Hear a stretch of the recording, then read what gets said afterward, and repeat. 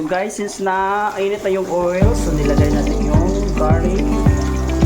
Of course, yung chef natin na nagluto ngayon ng taga Batangas, ito po si Bathan.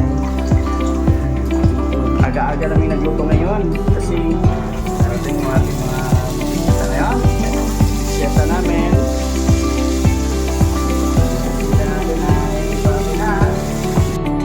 So, ilagay natin yung karning baka na pinalambot namin kagabi.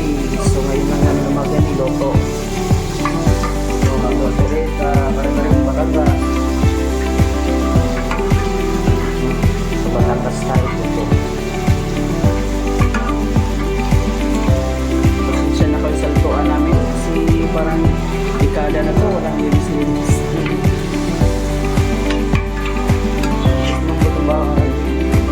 Satin lang yung pagkatapos.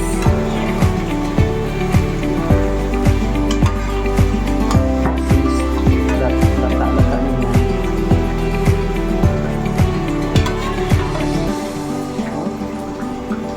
So, tinimplahan na natin ng nilagyan namin ng peanut butter. So, of course, may pangpalapot pa. Tapos na niya may tinimplahan ng mga seasoning.